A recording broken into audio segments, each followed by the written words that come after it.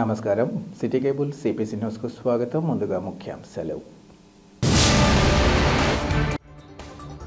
జిల్లాలోని ప్రొద్దుటూరులో TDP YCP నేతల మధ్య కొనసాగుతున్న మాటల యుద్ధం. మాజీ ఎమ్మెల్యే రాచమల్లు సవాల్కు ఎమ్మెల్యే వరద ప్రతి సవాల్. తాను ఓటరుగా ఉన్న 27వ డివిజన్లో పర్యటిస్తుంటే అడ్డుకుని తప్పుడు కేసు నమోదు చేయడం తగదు. టీడీపీ నేతల తీరుపై నగరపాలక సంస్థ కోఆప్షన్ సభ్యుడు జహీర్ తీవ్ర అభ్యంతరం. కడప నగరం డీటీసీ వద్ద 9 మందిని అరెస్ట్ చేసి గంజాయితో పాటు నగదు మాత్రలను స్వాధీనం చేసుకున్న పోలీసులు. మీడియాకు జిల్లా ఎస్పీ నచికేత్ విశ్వనాథ్ వివరాల వెల్లడి. వైసీపీ హయాంలో అప్పటి ఎమ్మెల్యే రాచమల్లు శివప్రసాద్ రెడ్డి చెప్పిన మాటలు విని రాచమల్లు అవినీతిలో పాలు పంచుకున్న ప్రొద్దుటూరు మున్సిపాలిటీకి చెందిన 43 మంది ఉద్యోగులకు తిప్పలు తప్పడం లేదని ఎమ్మెల్యే వదరాజులరెడ్డి తెలిపారు.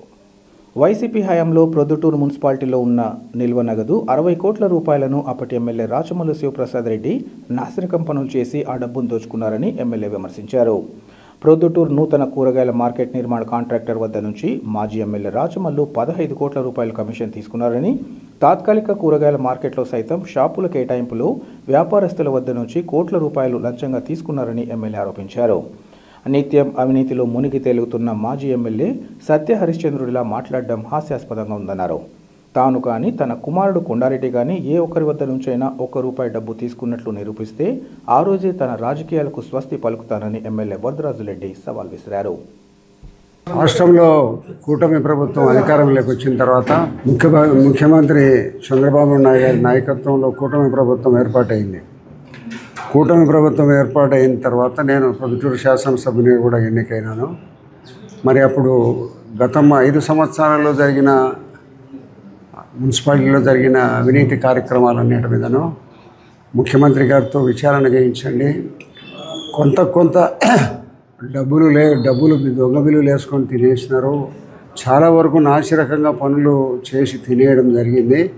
అవసరం లేని పనులు కూడా ఎన్నో రికార్డులు చేసి మున్సిపల్ కౌన్సిల్ అందు ఆమోదం చేసి పనులు చేయడం జరిగింది అని అన్ని రకాల పనుల మీద విచారణ చేయమని చెప్పి ఒక రిప్రజెంటేషన్ ఇచ్చినారు. ఆ రిప్రజెంటేషన్ మీద ఉన్నతాధికారులందరూ వచ్చి విచారణ చేయడం జరిగింది. మన అనంతపురం ఆర్ఎడ్డి గారు కానీ మన బయట నుంచి కొంతమంది ఎగ్జిక్యూటివ్ ఇంజనీర్లు వాళ్ళందరికీ వచ్చి ఈ విచారణ చేసిన తర్వాత ఈ ఉన్నతాధికారులు ఈ విచారణలో నిర్ధారణ అయినారు. 43 మంది, ఒక 3 కమిషనర్ల మీద, ఇంజనీర్ల మీద, డిఈల మీద, సూపర్వైజర్ల మీద, మున్సిపల్ ఆఫీసులో పనిచేసే చాలామంది మీద ఎవరైతే డబ్బు సంబంధం ఉందో, ఎవరు బిల్లు చేసే అధికారం ఉంటుందో వాళ్ళందరి మీద కూడా చర్యలు తీసుకునేదానికి సురేష్ కుమార్ గారి దగ్గర నుంచి ఉత్తర్వులు వచ్చి ఉన్నాయి. మరి ఎందుకు నువ్వు నీతిపరుణమని చెప్తుంటావు? నేనేదో సత్య హరిశ్చంద్రన్ మాదిరిగా ఉంటాను, ఎక్కడ కూడా తప్పు చేయదు, నేను అబద్ధమే ఆడను అని చెప్తాంటావు. దీనికి ఏం చెప్తావు నువ్వు? అవకతవకలు జరిగినాయని నిర్ధారణ అయింది. త్వరలో వీళ్ళు చట్టపరంగా నోటీసులు ఇచ్చినారు. దీనికి జవాబు ఏం చెప్పాలనే దాని మీద వాళ్ళకు అవకాశం కల్పించినారు. అందరికీ నోటీసులు వచ్చినాయి. నోటీసుల మీద వాళ్ళు ఏం సమాధానం ఇస్తారో దాని మీద మళ్ళీ ప్రతిచర్యలు ఉంటాయి. కాబట్టి ఏం చెప్తావు? ఇంతమంది ఉద్యోగస్తులు పొల్యూటెడ్ అయిపోయింది. మున్సిపాలిటీ అంతా నేర్పించినావు. డబ్బు నువ్వు తినేది కాక వాళ్ళందరికీ తినేది నేర్పించినావు. నీ బాగుండేదే పెత్తనం. మున్సిపల్ చైర్మన్ నామినల్గా ఉంది. ఆడ పెత్తనం అంతా ఎవరిది? నీది, మీ బాగుపడేది. పెత్తనం జరిగేదాడ. నువ్వు ఇట్లా ప్రజలను ప్రభుత్వాలను దోచుకోవడమే కాదు, నువ్వు కాంట్రాక్ట్లో కూడా మేధావివే. ఈ పరిస్థితుల్లో నువ్వు రోజు మాట్లాడుతున్నావు. నీ సత్య హరిశ్చంద్రన్ కూడా మోయడు నీ ముందర. రోజు నేను నా కొడుకు అంటాడు. చూపించు నువ్వు ఏడన్నా. నా 25 ఏళ్ళు ఇప్పుడు 5 ఏళ్లలో ఒక్కటి తేల్చు నా మీద ఏడైనా చెప్పు. తేల్చి ప్రొద్దుటూరు ప్రజలకు తెలియజెప్పు. నేను చెప్తాను ప్రొద్దుటూరు ప్రజలకు. ఇప్పుడు 43 మంది ఉద్యోగస్తులకు సోకాజు నోటీస్ ఇచ్చినారు, డబ్బులు తినేసినారని. ఇది డబ్బులు తినేసినారని ఇచ్చినప్పుడు ఇది నిజమే కదా నేను చెప్పింది? నిరంతరము ఏదో హరిశ్చంద్రన్ మాదిరి కొండారెడ్డి వరదరాజులరెడ్డి ఒకరికి తెలియకుండా ఒకరు లెక్క తీసుకుంటారని మాట్లాడుతున్నారు. ఇప్పుడు ఎవరు తీసుకుంటున్నారు? పెద్ద మనిషి ఎవరు తీసుకుంటున్నారు? వీళ్ళందరూ నీ మాటలు విని ఈ పొద్దు వాళ్ళందరూ సస్పెండ్ అయ్యే పరిస్థితికి వచ్చింటే నువ్వు ఈరోజు నిన్ను నమ్ముకునేవని నువ్వు ఏం చేస్తావు? నువ్వు ఊర్లో కూడా ఉండకుండా బయటికి పోతాడు అది కూడా తప్పించుకునే దానికోసం. కాబట్టి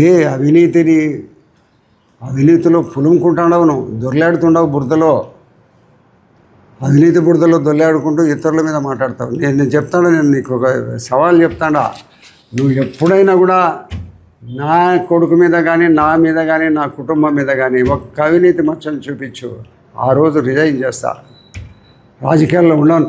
నేను దుమ్ము ఎక్కడున్న గడ్డి నానాగ గడ్డి తింటాండి, నువ్వు అందరినీ మాట్లాడతావా? తాను ఓటరుగా ఉన్న 27వ డివిజన్లో పర్యటించి సమస్యలు తెలుసుకుంటుంటే టీడీపీ నేతలు తమతో దుర్భాషలాడి కేసు నమోదు చేయడాన్ని తీవ్రంగా ఖండిస్తున్నామని నగరపాలక సంస్థ కోఆప్షన్ సభ్యుడు జహీర్ తెలిపారు. మాసాపేటలోని వైసీపీ ఎస్సీ సెల్ కార్యాలయంలో ఏర్పాటు చేసిన విలేకరుల సమావేశంలో ఆయన మాట్లాడారు. తన డివిజన్ బీసీలకు కేటాయించిన కారణంగా తాను గత ఎన్నికల్లో పోటీ చేయలేదని, ఈ క్రమంలో గతంలో తన చెల్లెలు ప్రస్తుతం తన బావమర్ది కార్పొరేటర్గా పనిచేస్తున్నారన్నారు. ఇటీవల వచ్చిన తుఫాను నేపథ్యంలో 27వ డివిజన్లో వర్షాల కారణంగా ప్రజల ఇబ్బందులపై ఆరా తీసేందుకు వెళ్తే టీడీపీ నేతలు ఆ ప్రాంతంలో వీడియో తీస్తూ కార్పొరేటర్ పట్ల దుష్ప్రచారం చేసేందుకు సిద్ధమయ్యారన్నారు. ఈ క్రమంలో చిన్నపాటి వాగ్వాదం చేసుకుందే తప్ప తాను ఏ ఎస్సీ సోదరుని తిట్టిన దాఖలాలు లేవన్నారు. మాసాపేట ప్రాంతంలోని ఎస్సీలకు తమ కుటుంబం ఏ మేరకు తోడ్పాటు అందిస్తుందో అందరికీ తెలిసిందేనన్నారు. టీడీపీ నగర అధ్యక్షుడు మన్సూర్ అలీ ఖాన్ తన పట్ల నీచంగా మాట్లాడడం సరికాదన్నారు. డివిజన్లో ఓటు హక్కు కలిగిన తాను పర్యటించే హక్కు లేదనడం ఎంతవరకు సమంజసమన్నారు. తాను అవినీతి అక్రమాలకు పాల్పడినట్లు మన్సూర్ అలీ ఖాన్ అధికారాన్ని అడ్డుపెట్టుకొని తనను విమర్శించడం తగదన్నారు. గత 35 సంవత్సరాలుగా ఈ ప్రాంతంలో ఉంటున్న తాను ఒక్కరి చేత అయినా తన పట్ల చెడుగా మాట్లాడించాలని సవాల్ విసిరారు. చిల్లర రాజకీయాలు చేయడం మన్సూర్ అలీ ఖాన్కు తగదని ఈ సందర్భంగా చెప్పారు. టీడీపీ నేత శంకరన్ ఎవరు చేసిన ఒత్తిడి మేరకు తన పట్ల అభ్యంతరకరంగా మాట్లాడడం సరికాదన్నారు. వైసీపీ హయాంలో ఒక్కరిపైన కేసులు పెట్టానని చెప్తున్న తరుణంలో దాన్ని నిరూపిస్తే రాజకీయాల నుంచి వైదొలుగుతానని ఆయన తెలిపారు. ఈ సమావేశంలో పలువురు ఎస్సీ సెల్ నేతలు పాల్గొన్నారు. గత తుఫాన్ అప్పుడు నా యొక్క 27వ డివిజన్లో వర్షాల కారణంగా ప్రజలు ఇబ్బంది పడుతున్నారేమో అని నేను ఆ డివిజన్కు ఆ బూత్ మన్సూర్ అలీ ఖాన్ 149 బూత్ అంటున్నాడో నాకు సంబంధం లేదంటున్నాడు. ఆ బూత్లో నేను ఓటర్ని, ఆ బూత్ ఓటర్ని నాకు సంబంధం లేదని ఆయన మాట్లాడుతున్నాడంటే ఎంత ఆయన ఏ విధంగా ప్రవర్తన ఉందో. ఆ బూత్లో ఓటరే గాక నేను ఒక గౌరవప్రదమైన నగరపాలక సంస్థ కోఆప్షన్ మెంబర్ని, అదేవిధంగా 27వ డివిజన్ వైఎస్ఆర్ కాంగ్రెస్ పార్టీ ఇన్ఛార్జిని. 27వ డివిజన్లో నా కుటుంబం నుంచి మేము ఓసీ సయ్యద్ కాబట్టి బీసీ ఆ డివిజన్ రిజర్వేషన్లలో వచ్చింది కాబట్టి ఒక పర్యాయం నా చెల్లెలను కార్పొరేటర్గా నిలబెట్టడం జరిగింది. రెండవ పర్యాయం ఇప్పుడు ప్రజెంట్ నా బావమర్ది కార్పొరేటర్. ఇన్ని విధాలుగా ఆ డివిజన్లో నాకు హక్కు ఉంటే అక్కడ నాకు హక్కు లేదు, నువ్వు ఇక్కడికి రాకూడదు అనే విధంగా ఆయన మాట్లాడడం ఎంతవరకు సమంజసమో మీరే తెలుసుకోండి. అక్కడ 15 ఫైనాన్స్ వర్క్ నేను మా లెటర్ ప్యాడ్ మీద మేము 20 లక్షల రూపాయలు 15 ఫైనాన్స్ అమౌంట్ వస్తే 12 లక్షల రూపాయలు 149 బూత్ రిజ్వాన్ నగర్లో పెట్టడం జరిగింది. 8 లక్షల రూపాయలు గౌస్ నగర్లో పెట్టడం జరిగింది. ఆ వర్కులలో భాగంగా నేను అక్కడికి వర్షం పడుతుంది కాబట్టి బురద ఏమన్నా ఉందేమో డస్ట్ తోలినాం, కొంచెం వేపిస్తామని మన శానిటేషన్ వర్కర్స్కి చెప్పి నేను ఒంటరిగా అక్కడికి వెళ్ళాను. నేను అక్కడికి వెళ్ళి వీధులన్నీ తిరుక్కుంటూ అక్కడికి వెళ్ళిన ఆ ప్రాంతంలో ఒక 6-7 మంది నిలబడి వీడియో తీస్తున్నారు. గతంలో ఈ 3 ఏళ్ల నుంచి గతంలో ఉండే కార్పొరేటరు ఈ వర్క్ చేపియలేదు, నేను చేపిస్తున్నాను, ఆ కార్పొరేటర్ వేస్ట్ ఇవి అవి అని చెప్పి వీడియో తీస్తుంటే అక్కడికి వెళ్ళి నేను అయ్యా ఈ వర్క్ ప్రజెంట్ 15 ఫైనాన్స్ మేము పెట్టిన వర్క్ ఇది, మేము చేపించుకుంటుంటే నువ్వు ఆ కార్పొరేటర్ చేయలేదని వీడియోలు పెట్టి మమ్మల్ని ఎందుకు బదలాం చేస్తున్నావు అని వాగ్వివాదం జరిగిందే తప్ప, మాట జరిగిందే తప్ప అక్కడ ఏ మహిళను కానీ ఏ చెల్లిని కానీ నేను దూషించలేదు. అటువంటి వీడియో అక్కడ వాళ్ళే పెట్టారు, ఆప్షన్ మెంబర్ని నిలబెట్టామని. ఆ వీడియోలో నేను ఎక్కడైనా ఏ మహిళనైనా తిట్టినట్టుందా, ఏ ఎస్సీ సోదరునైనా కించపరిచి తిట్టినట్టునే ఉందా? ఎక్కడే లేదు. దయచేసి నా ఎస్సీ సోదరులు గమనించాలి. ఎందుకంటే 50 ఏళ్ల నుంచి మేము మా కుటుంబం రాజకీయంలో లేకపోయినా కానీ ఈ మాసాపేట వాళ్ళ మధ్యలోనే జీవనాధారం గడుపుకుంటూ ఒకరిలో ఒకరిగా ఉండేవాళ్ళం. అటువంటి వ్యక్తిని ఎస్సీలకు నేను ఏదో అన్నానని అనడం భావ్యం కాదు. ఈ మన్సూర్ అలీ ఖాన్ ఎంత నీచమైన రాజకీయం చేస్తున్నాడంటే అతను కేవలం 149 బూత్ ఇన్ఛార్జ్ అంట. అతనికి ఉండే హక్కు నాకు ఆ బూత్లో ఓటర్గా నాకు హక్కు లేదా? ఆ డివిజన్ ఇన్ఛార్జ్గా నాకు హక్కు లేదా? నా బామర్ది మరియు నా చెల్లెలను 2 పర్యాలు కార్పొరేటర్గా గెలిపించుకునే అతనికి నాకు హక్కు లేదా? అక్కడికి పోయి అక్కడ ఉండే ఆడవాళ్లను ఇతను పోయి ఈ రోడ్డు శాంక్షన్ అయిందమ్మా, జహీర్ అనేవాడు డబ్బులు తినేసినాడను. నీకు దమ్ము ధైర్యం ఉంటే మన్సూర్ నువ్వు నిరూపించు. ఎక్కడైనా కానీ ఎవడైనా కానీ రోడ్డు వేయకుండా డబ్బు శాంక్షన్ చేయించుకోగలడేమో, చేయించుకున్నాడేమో. ముఖ్యంగా నేను చేయించుకున్నానేమో అటువంటి పనులు. ఎప్పుడుగా కాసిం సాబ్ కుటుంబం ఇట్లా ఉంటుందే కానీ ఏ కాంట్రాక్టర్ దగ్గర కమిషన్ కూడా ఇటు అడిగే కుటుంబం కాదు మాది. ముందు తెలుసుకో, నువ్వు కొత్తగా వచ్చావు, నువ్వేదో విరవీగుతున్నావు అధికారం ఉందని. నీ ఇష్టం వచ్చినట్లుగా మాట్లాడతావా నన్ను? అక్కడ నేను ఒంటరిగా వెళ్ళాను, అందరూ చూశారు. సలీం గౌస్ అనే అతను అక్కడ ఇంట్లో నుంచి వాళ్ళు బనీన్ల మీద వచ్చారు, ఏందో జరుగుతుందని. వాళ్ళని పిలిపించుకొని నేను అతని మీద దాడి చేసే ప్రయత్నం చేశాను అంటాడు. తప్పు. వాళ్ళే మీరందరూ చూశారు ఆ వీడియోలో. 4-5 మంది నా ఒక్కంతో ఆర్గ్యుమెంట్ చేశారు. నాకు అతనికి ఆర్గ్యుమెంట్స్ జరిగాయి తప్ప అక్కడ ఏ సోదరికి కానీ, ఏ సోదరునికి కానీ, ఏ కులం కానీ, ఏ మతం కానీ పేరెత్తి ఎక్కడ కూడా మాట్లాడలేదు. నేను 149 బూత్, కేవలం నాకు 5 బూతులు ఉన్నాయి నా 27వ డివిజన్లో. కేవలం 149 బూత్లోనే 92 లక్షల రూపాయల పన్నులు చేశాను 3 ఏళ్లలో. 2021లో నేను కార్పొరేటర్ అయ్యాను. 24 వరకే మా ప్రభుత్వం ఉన్నది. 3 ఏళ్లలో 92 లక్షల రూపాయల పనులు చేశాను. రా నిరూపిస్తా దమ్ముంటే నీకు. నువ్వు ఈ 2 ఏళ్లలో 1 లక్ష రూపాయల పని చేసిందా నేను రిజైన్ చేస్తా. ఇంకొకటి, మన శంకరన్న మనసు గుండెల మీద చేయి పెట్టుకొని మాట్లాడు. శంకరన్న, మా నాన్న ఎటువంటి వాడో, నేను ఎటువంటి వాడో, మన్సూర్ అలీ కుటుంబం గొప్పదంట అంటే మా కుటుంబం పనికి రాలిందా? నీ గుండెల మీద చేయి వేసుకొని చెప్పు శంకరన్న. కాసిం సాబ్ కుటుంబం ఏందో నీకు బాగా తెలుసు, జహీర్ ఏందో ఇంకా బాగా తెలుసు నీకు. ఎవడో ఒత్తిడిలో వచ్చి, మన్సూర్ అలీ ఖాన్ ఒత్తిడిలో వచ్చి మాపై అనుచిత వ్యాఖ్యలు చేస్తావా? నన్ను మాసాపేటలో తిరగనియవా అన్నా? ఏమన్నా ఇంత అన్యాయమా? కడప నగర పరిధిలోని డిటిసి సర్కిల్ వద్ద 9 మందిని అరెస్ట్ చేసి వారి వద్ద నుంచి గంజాయితో పాటు నగదు, మత్తును చేకూర్చే టాబ్లెట్లను స్వాధీనం చేసుకున్నామని జిల్లా ఎస్పీ నచికేత్ విశ్వనాథ్ వెల్లడించారు. కడప నగరంలోని తన కార్యాలయంలో ఏర్పాటు చేసిన విలేకరుల సమావేశంలో జిల్లా ఎస్పీ మీడియాకు అరెస్టు వివరాలను వెల్లడించారు. కడప డీఎస్పీ వెంకటేశ్వర్ల పర్యవేక్షణలో రిమ్స్ సిఐ, ఎస్ఐలు తమ సిబ్బందితో కలిసి డిటిసి సర్కిల్ వద్ద గంజాయి విక్రయిస్తున్న సురభి మహేష్తో పాటు 8 మందిని అరెస్ట్ చేసి వారి వద్ద నుంచి 1,15,000 విలువ గల సుమారు 23.58 కిలోల గంజాయి, 96,000 నగదు, 1,620 డెప్టెక్ 100 mg మాత్రలు, సెల్ ఫోన్లను స్వాధీనం చేసుకున్నామన్నారు. ఈ కేసులో ముఖ్య సూత్రధారుడు సురభి మహేష్పై గతంలో కడపతో పాటు కర్ణాటక రాష్ట్రంలోని చిక్బళ్ళాపూర్లో గంజాయి కేసులతో కడప చిన్న చౌక్ స్టేషన్లో రౌడీ షీట్ కూడా ఉందన్నారు. ఇతను ప్రస్తుతం అరెస్ట్ అయిన కిరణ్ కుమార్, రహమతుల్లా, అబ్దుల్ రజాక్, మణికంఠ, అల్తాఫ్, నాగేంద్ర, మన్సూర్, శివప్రశాంత్లతో ఒక గ్యాంగ్గా ఏర్పడి గంజాయి వ్యాపారంతో పాటు కర్నూలుకు చెందిన మెడికల్ షాపు యాజమాని నాగేంద్రతో కలిసి గంజాయితో షీట్, టెంటెక్ 100 mg మాత్రలను యువతకు అమ్ముతూ వచ్చిన లాభాలను అందరూ పంచుకునేవారన్నారు. ముందస్తు సమాచారంతో ఉన్నతాధికారుల ఆదేశాల మేరకు రిమ్స్ పోలీసులు తమ సిబ్బందితో కలిసి నిందితులను అరెస్ట్ చేశారన్నారు.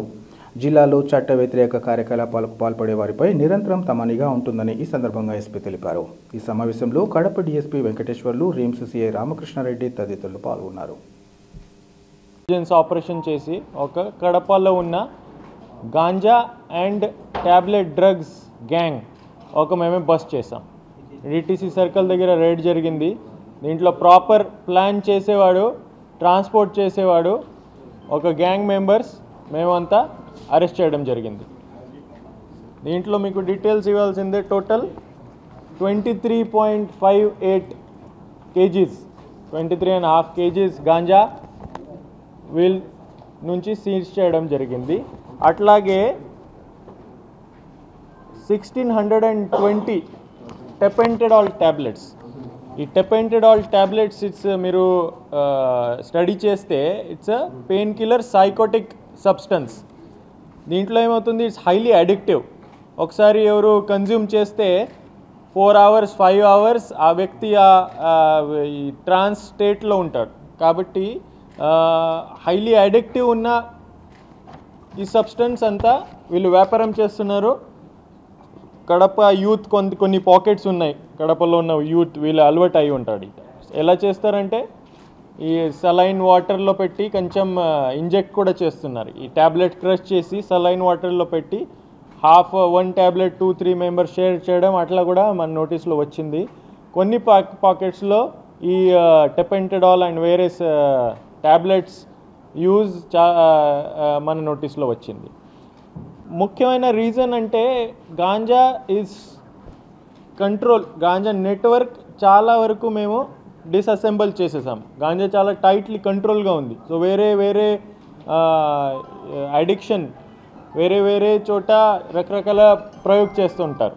సో దీనివల్ల మనమే ఈ ట్యాబ్లెట్స్ మీద కూడా ఫోకస్ చేసాము. వీళ్ళ తరఫు నుంచి టోటల్ 9 అక్యూజ్డ్ ఉన్నారు. దీంట్లో వీళ్ళ తరఫు నుంచి 23.5 kg ganja and 1620 tablets seize చేయడం జరిగింది.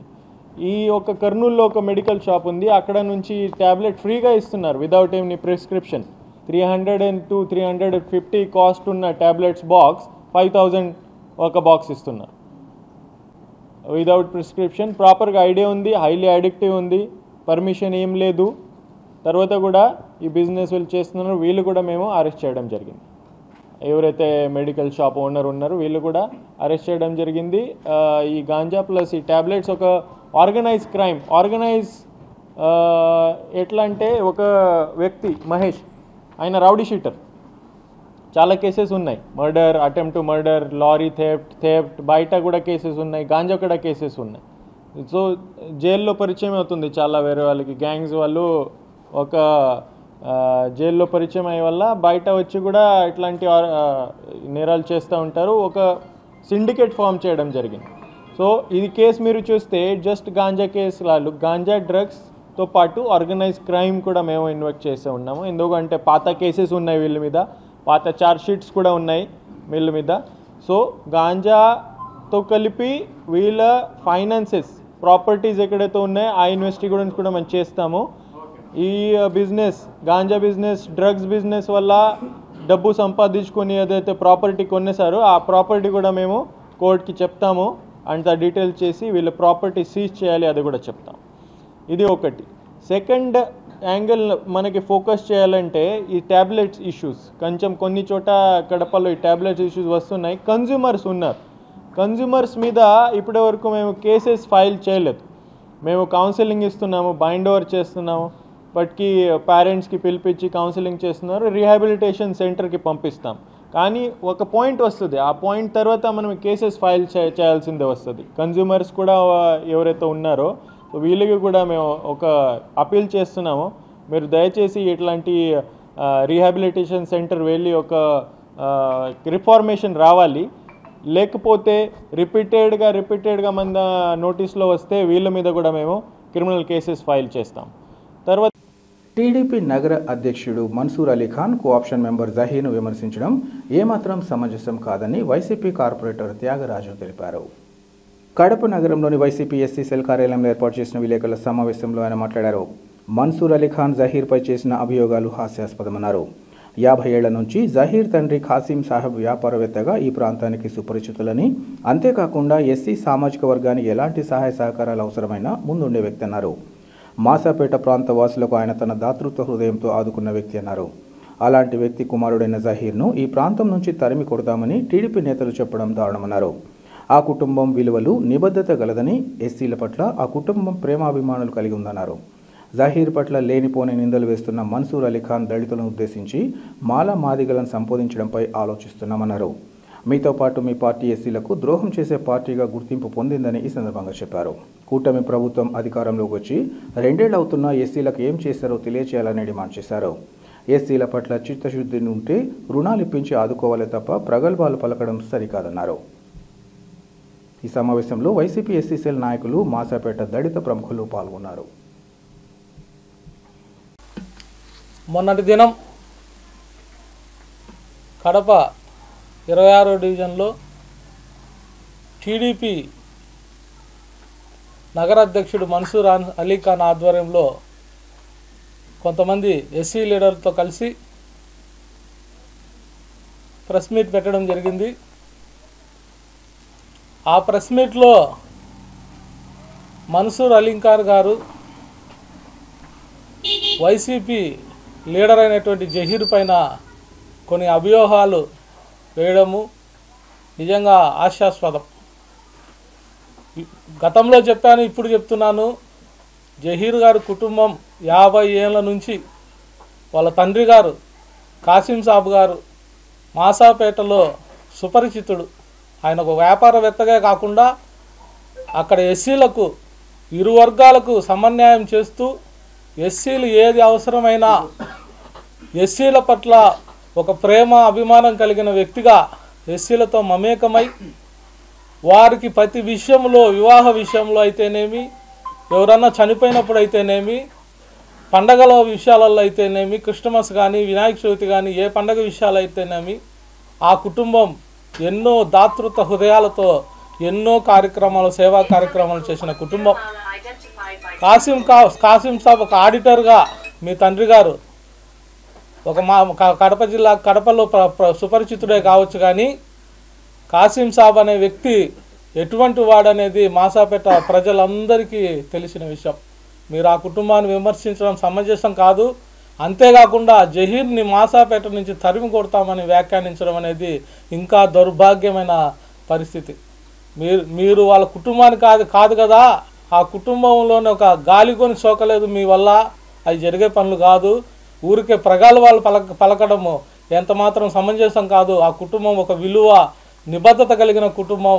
ఎస్సీల పట్ల వాళ్ళకున్న ప్రేమ అభిమానం ఎస్సీలే మీకు తెలిసే ఉంటుంది. ఎస్సీలు ఏ విధంగా మీరు విమర్శించినప్పుడు ఏ విధంగా స్పందించారనేది మీకు తెలిసే ఉంటుంది. ఇప్పటికైనా బుద్ధి తెచ్చుకొని ఇలాంటి వాగ్వాదాలు, ఇలాంటివన్నీ అవాంఛనమైన సంఘటనలను చోటు చేసుకొని ప్రజల్ని తిరుగుబాటు చేసే విధంగా ఎస్సీలు వాళ్ళకు వ్యతిరేకం చేయాలనే ఉద్దేశంతో మీరు పడే కుట్రలు, రాజకీయాలు మానుకోండి. ఆయన ఎస్సీలను దూషించినట్టు నువ్వు అంటున్నావు, అది రికార్డులు అయితే సరిగ్గా వినపడలేదు. కానీ నువ్వు ప్రత్యేకంగా మొన్నటి దినం ప్రెస్ మీట్ పెట్టి మాదిగని 1కి 2 సార్లు సంబోధించావు. మరి నీపైన ఎటువంటి ఎస్సీ అట్రాసిటీ కేసు పెట్టాలనేది మేము ఆలోచిస్తున్నాం. అతనైతే ఏమన్నాడు అనేది సరిగా వినపడలేదు. మీరు ఎస్సీల పట్ల ఏమాత్రం ప్రేమాభిమానం కలిగి ఉన్నారనేది గ్రహించాలి. మీకే కాదు, మీ పార్టీకి కూడా ఎస్సీల పట్ల ఎటువంటి నిబద్ధత లేదు. మీ పార్టీ ఎస్సీల పట్ల ద్రోహం చేసే పార్టీ. గతంలో అయితే ఎస్సీలకు అన్యాయం జరుగుతుంది, ఎస్సీ కార్పొరేషన్లో ఉన్న నిధులన్నీ పక్కదావ పట్టిస్తున్నాడు జగను, ఎస్సీలకు రుణాలే ఇవ్వడం లేదని అనేక నిందలు మోపి ఎస్సీ ఓట్లను దండుకునే పరిస్థితి తెలుగుదేశం పార్టీ. ఈరోజు 2 సంవత్సరాలు అవుతుంది. మరి ఎస్సీలకు మీరేం న్యాయం చేశారు? ఎస్సీలకు ఏం రుణాలు ఇచ్చారు? ఎస్సీలకు ఏదైతే రాయితీలు ఇచ్చారు అనేది మీరు తెలియజేయండి. మరి ఎస్సీల పట్ల అంత ప్రేమ, అభిమానము, ఆప్యాయత ఉన్నట్లయితే ఈరోజు నగరాధ్యక్షుడిని అడుగుతున్నాం. మరి ఎస్సీ లీడర్లు నిన్నంతా వీరంగాలు పలికారు, ఎస్సీలకు ఏం చేశారనే దాని మీద ప్రశ్నించండి మీ గవర్నమెంట్ని. తొడలు మీసాలు అందరూ కొట్టారు. ప్రతి ఒక్క మనిషి అన్నోడికి ప్రతి ఒక్కడికి తొడ ఉంటుంది, మీసం ఉంటుంది. కొట్టినంత మాత్రం ఏం కాదు, కొట్టడం కాదు గొప్ప విషయం. మనము ప్రజలకు ఏం చేస్తాననే విషయంలో ముందుకు కొనసాగాలి. నిజంగా మీకు ఎస్సీల పట్ల నిబద్ధత ఉంటే ఎస్సీ రుణాలు ఇప్పించండి. ఇప్పుడు 2 ఏళ్ళు అయింది, రుణాలు ఇస్తామని కళ్ళబోలు కథలు చెప్తున్నారు. ఇంత మటుకు ఎస్సీలకు ఒక రుణం ఇచ్చిన దాఖలాలు లేదు. బద్వేల్ పట్టణంలోని శ్రీ వాసవి వనితా క్లబ్ ఆధ్వర్యంలో గౌరీదేవి నిమజ్జన కార్యక్రమం భక్తి శ్రద్ధలతో కొనసాగింది. ఈ సందర్భంగా బద్వేల్ వాసవి వనితా క్లబ్ అధ్యక్షురాలు చింతకుంట ధనలక్ష్మి, సెక్రటరీ వసుంధరలు మాట్లాడుతూ బద్వేల్ పట్టణంలో గత 10 సంవత్సరాలుగా వనితా క్లబ్ ఆధ్వర్యంలో కార్తీక మాస ఉత్సవాలు అంగరంగ వైభవంగా కొనసాగుతున్నాయన్నారు. ఉత్సవాల్లో భాగంగా ఈ సంవత్సరం కూడా కార్తీక మాసం గౌరీదేవి ఉత్సవాలు ఘనంగా నిర్వహించామన్నారు. ఈ సందర్భంగా పసుపుతో తయారు చేసిన గౌరీదేవిని కొలువు తీర్చి విశేష పూజలు నిర్వహించామన్నారు. ప్రతిరోజు గౌరీదేవికి దీపాలతో హారతులు పట్టి గౌరీదేవి అష్టోత్తరాలు పఠించి పాటలు, భక్తిని చాటుకున్నామన్నారు. అనంతరం పలువురు మహిళల ఆధ్వర్యంలో గౌరమ్మకు పానకం, వడపప్పు, పండ్లు నివేదన చేసి ప్రత్యేక పూజలను నిర్వహించారు. వివిధ రకాల సాంస్కృతిక కార్యక్రమాలు, మేళతాళాలు, బాణసంచా నడుమ గౌరమ్మను బద్వేల్ పరిధిలోని పెద్ద చెరువులో నిమజ్జనం చేశారు. ఈ కార్యక్రమంలో వాసవి వనితా క్లబ్ చార్టెడ్ అధ్యక్షురాలు తదితరులు పాల్గొన్నారు.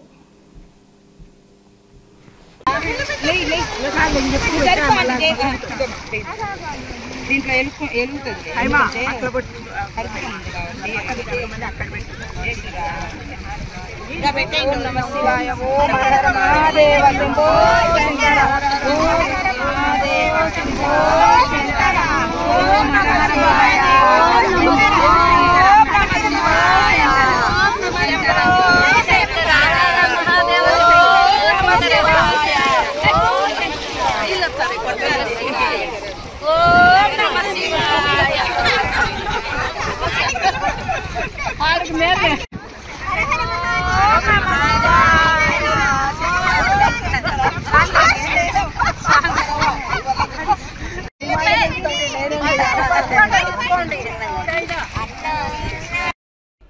ఈరోజు బద్వేల్ పట్టణంలో వాసవి వనితా క్లబ్ ఆధ్వర్యంలో వాసవి అపార్ట్మెంట్ లో గత 10 సంవత్సరాలుగా మేము గౌరమ్మను పెట్టుకొని పూజ చేసుకోవడం జరిగింది. అందులో భాగంగా ఈరోజు గురువారము వాసవి అపార్ట్మెంట్ లో ఈ గౌరమ్మ పెట్టుకొని పూజా కార్యక్రమాలను నిర్వహించడం జరిగింది. ఇందులో భాగంగా ఈ రోజే నిమజ్జన కార్యక్రమం కూడా ఏర్పాటు చేయడం జరిగింది. గత 10 సంవత్సరాల నుంచి గౌరమ్మను పెట్టుకొని మేమందరము పూజ చేసుకుని వనితా క్లబ్ ఆధ్వర్యంలో జరిగేది. ప్రతి సంవత్సరం కూడా వాసవి అపార్ట్మెంట్ లో కూడా మేము చేసుకుంటూ ఉన్నాము. ఈ విధంగా ప్రస్తుతం ప్రెజెంట్ లో ఉండే వనితా క్లబ్ ప్రెసిడెంట్ చింతకుంట ధనలక్ష్మీదేవి గారి ఆధ్వర్యంలో వాసవి అపార్ట్మెంట్ లో ఈ పూజా కార్యక్రమం నిర్వహించడం ఏర్పాటు చేసుకుని అందరం కలిసి పూజను నిర్వహించుకొని సాయంత్రం నిమజ్జనం కార్యక్రమము పెద్ద చెరువులో ఏర్పాటు చేసుకుని ఘనంగా మేమందరము ఈ కార్యక్రమాన్ని నిర్వహించుకుంటున్నాము. జిల్లాలోని ప్రొద్దుటూరులో టీడీపీ వైసీపీ నేతల మధ్య మాటల యుద్ధం కొనసాగుతుంది. మున్సిపల్ ఎగ్జిబిషన్ డబ్బు చెల్లించే విషయంలో అధికార టీడీపీ నేత నంద్యాల కొండారెడ్డి ఇటీవల చేసిన ఆరోపణలకు మాజీ ఎమ్మెల్యే రాచమల్లు శివప్రసాద్ రెడ్డి స్పందించారు. 2014 నుంచి 2019 వరకు వైసీపీ హయాంలో చెల్లించని ఎగ్జిబిషన్ జీఎస్టీ 15 లక్షలు చెల్లిస్తామని, గత 2 ఏళ్లుగా టీడీపీ హయాంలో చెల్లించాల్సిన జీఎస్టీ 65 లక్షలు చెల్లిస్తారా అంటూ రాచమల్లు కొండారెడ్డికి సవాల్ విసిరారు. మున్సిపాలిటీ ఆదాయానికి ప్రభుత్వ ఆదాయానికి గండి పడకుండా కలిసి చెల్లిద్దామంటూ ఆహ్వానించారు. దీనికి టీడీపీ నేత కొండారెడ్డి సిద్ధమా అంటూ ప్రశ్నించారు. కొండారెడ్డి గారు మాట్లాడిన మాటలకు నాకు కూడా బాధ్యత ఉంది. వైఎస్ఆర్ కాంగ్రెస్ పార్టీ వాళ్ళు కూడా డబ్బే ఎగరగొట్టినారు, మరి వారు సమాధానం చెప్పాలి కదా అని. ఇది చాలా నిజాయితీతో కూడినటువంటి మాటగా నేను స్వీకరిస్తూ ఉన్నా. ఈ దీక్షా శిబిరంలో మేము కూర్చొని ప్రజాధనాన్ని కాపాడడానికి ఉద్యమాలు చేయాలంటే మేము కూడా నిజాయితీగా ఉండాల్సిన అవసరం ఉంది. మేము కూడా ప్రజలకు జవాబుదారీగా ఉండాల్సిన అవసరం ఉంది. సమాధానం ఇవ్వాల్సిన అవసరం ఉంది. ఆ సమాధానం ఇస్తా. మున్సిపల్ కమిషనర్ గారు ఇచ్చినదే ఇది. మున్సిపల్ కమిషనర్ గారు ఇచ్చినదే. మేము 2019 నుంచి 24 వరకు మేము అధికారంలో ఉన్నాం. 5 సంవత్సరాలు మేము అధికారం ఉన్నప్పుడు జనరల్గా ఎవరు అధికారంలో ఉంటే వాళ్ళ మనసులే ఎగ్జిబిషన్ వేలంపాటలు నిర్వహిస్తారు. 2022 మా వాళ్ళే నిర్వహించినారు. ఆ రోజు ఏమి ఎగరగొట్టలే. కారణం ఏం తెలుసునా? మేము టికెట్టే పెట్టలే. 2022లో మేము ప్రవేశ రుసుమే పెట్టలే. ఇంకా ప్రవేశ రుసుమే పెట్టనప్పుడు మాకు జీఎస్టీ వర్తించదు. కాబట్టి జీఎస్టీ మాకు వర్తించదు కాబట్టి మిగతా వేలంపాటలో పాటిన మొత్తాన్ని మేము చెల్లించినాం. ఎవరైనా టికెట్ లేకుండా జీఎస్టీ కట్టాలని చెబితే మేము కోర్టుకు కూడా పోతాం. ఏ అధికారులు మాకు కాగితం ఇస్తే కన్నా కాగితం తీసుకొని మేము కోర్టుకు పోయేదాన్ని కూడా సంసిద్ధంగా ఉన్నాం. ఈ ప్రొద్దుటూరు నియోజకవర్గంలో ఉండే ప్రజలకు మేము ప్రవేశ రుసుము లేకుండా ఫ్రీ ఇచ్చినాం. ఫ్రీ ఇచ్చిన తర్వాత ఏ విధంగా మేము జీఎస్టీ కట్టాలని చెప్పి మమ్మల్ని ప్రభుత్వం అడుగుతుంది? అడగదు. అందుకే మమ్మల్ని అడగలే. ఇప్పుడు 2025 ఇప్పుడు 34 లక్షలు కట్టాలా. ఈ 34 లక్షలు కూడా ఎగరగొట్టేదానికి మీరు పథకం రంగం సిద్ధం చేస్తున్నారు. మరి ఈ సంవత్సరం కూడా మీరు ఎగరగొట్టేదానికి సిద్ధం చేసి మేము కోర్టులో బిగించినాం. ఒకవేళ ఇది కడతారో కట్టరో తెలియదు. కట్టరు అనుకుంటే ఒకలాగా, కడతారు అనుకుంటే ఒకలాగా. సుమారుగా 80 లక్షల రూపాయలు ఎగరగొట్టినారు. 2014 నుంచి 2019 వరకు 1 సంవత్సరం పూర్తిగా కట్టి 4 సంవత్సరాలు మీరు ఎగరగొట్టిన డబ్బు, నిన్న 2024లో ఎగరగొట్టిన డబ్బు, ఇప్పుడు 2025లో ఎగరగొడితే కన్నా అంతా కలిపితే 80 లక్షలు అవుతుంది కొండారెడ్డి. దీనికి మీరే బాధ్యత వహించాలా.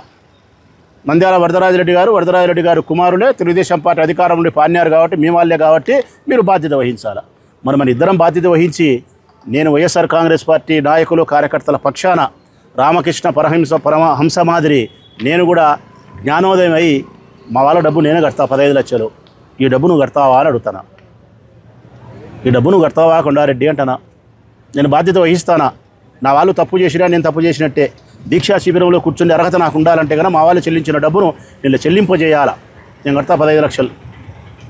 మీరు కూడా మీ మనసులు ఎగరగొట్టే డబ్బును కట్టి మన ఇద్దరం కలిసి ఒక మంచి సందేశాన్ని ఇద్దాం రేపు. ఏమని? ఇక ఎవ్వరే గారి రేపు సంవత్సరం వేలంపాటలు మీ ఇష్టానుసారం పాడి జిఎస్టీ ఎగరగొడతాంలే, అసలు ఎగరగొడతాంలే అనుకుంటే కుదరదు. ఇదే దీక్షా శిబిరం ఇక్కడ పర్మనెంట్గా ఉంటుంది. అదే కోర్టులో న్యాయస్థానంలో కేసులు వేస్తాం. తద్వారా మున్సిపల్ అధికారులకు హెచ్చరిక చేస్తూ ఉన్నాం. రేపు సంవత్సరం కూడా ఎవడైనా ఎగరగొట్టే ప్రయత్నం చేస్తే ఇటువంటి దీక్షా శిబిరాలే వెలుస్తాయి, కోర్టులో కేసులు అవుతాయి, మీ మీద ఒత్తిడి అవుతుంది. వైఎస్ఆర్ కాంగ్రెస్ పార్టీ పోరాటం చేస్తుంది. వార్తలు ముగించే ముందు ముఖ్యాంశాలు మరోసారి. జిల్లాలోని ప్రొద్దుటూరులో టీడీపీ వైసీపీ నేతల మధ్య కొనసాగుతున్న మాటల యుద్ధం. మాజీ ఎమ్మెల్యే రాచమల్లు సవాల్కు ఎమ్మెల్యే వరద ప్రతి సవాల్. తాను ఓటరుగా ఉన్న 27వ డివిజన్లో పర్యటిస్తుంటే అడ్డుకుని తప్పుడు కేసు నమోదు చేయడం తగదు. టీడీపీ నేతల తీరుపై నగరపాలక సంస్థ కోఆప్షన్ సభ్యుడు జహీర్ తీవ్ర అభ్యంతరం. కడప నగరం డీటీసీ వద్ద 9 మందిని అరెస్ట్ చేసి గంజాయితో పాటు నగదు మాత్రలను స్వాధీనం చేసుకున్న పోలీసులు. మీడియాకు జిల్లా ఎస్పీ నచికేత్ విశ్వనాథ్ వివరాల వెల్లడి. సిటీ కేబుల్ సిపిసి న్యూస్ ఇంతటితో సమాప్తం. నమస్కారం.